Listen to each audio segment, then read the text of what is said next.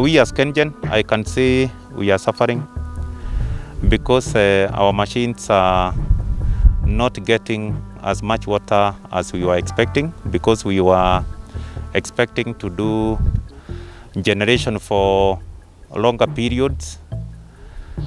And if you can remember, during the short rains last year in October, we were able to fill the dam, and we even spilled for a very long time.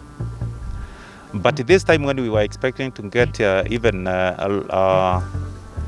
more rains than October last year, we didn't manage to get those rains. So that's what I can say.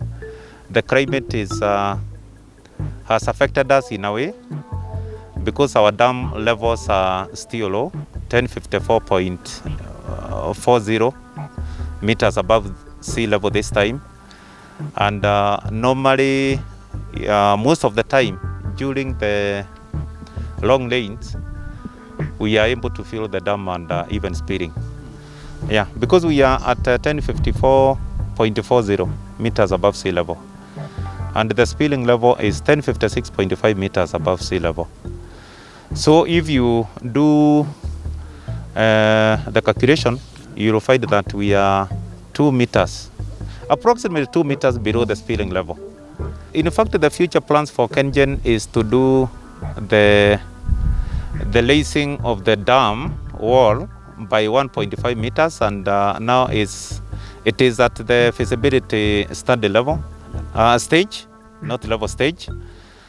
And going forward, this is what I expect the company to do in the very near future.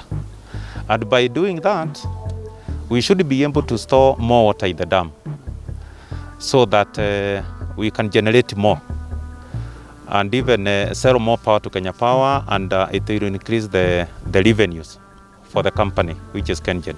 When we are not spilling, the water passes through our machines, our 2 units, and by that time now they are generating a lot of power at a full capacity. Then we pass that water to Kaburu Dam. Kaburu Dam, they use it to generate. They have 3 units, which are rated at 30 megawatts per unit. So in case Kaburu Dam is generating at their full capacity, they are able to generate at more than 90 megawatts. Then from Kaburu,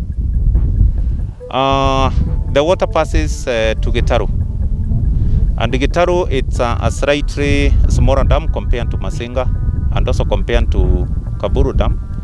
It's a slightly smaller dam. And they have 3 units, which are rated at slightly above 72 megawatts. Then they generate using that water and pass it to Kedaruma, which is the second service station. The first one is Masinga.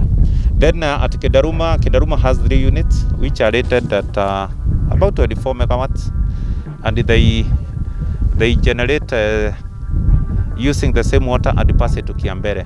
The dam for Kiambere is slightly big, almost slightly smaller than Kaburu Dam, and they have 2 units, which are rated at 84 megawatts. And the moment they use the water, they pass it back to the river. The water from Masinga goes to Kaburu Dam. There is some more water which they get from Dhiba River, but now Dhiba River does not see Masinga Dam. Dhiba River puts its water into Kaburu Dam. So the moment this water which we are passing from Masinga meets that one from Dhiba, I can see Kaburu Dam gets a lot of water, especially when we have a lot of rains in the highlands, because Dhiba come from Kirinyaga. If the dam level is low, that means we cannot run our machines at the full load for a very long period, compared to if the dam level is much up. Because when the dam level is high, you have a lot of water. You have a lot of water which is stored in the reservoir, and therefore you can do 100% loading of the machine for a very long period. And that long period converts now to the amount of power which you will generate, and therefore you sell a lot to Kenya Power, and this one generates more revenues for Kengen. So it's a plus to Kengen.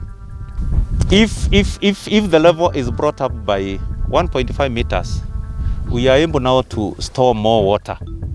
And we expect, if you compare the amount of water we will be storing after doing the dam lacing to the maximum amount of water which we can store now when the dam level is not raised. The moment we raise the dam, the storage goes up by slightly above 22%. And it's at the feasibility study stage now.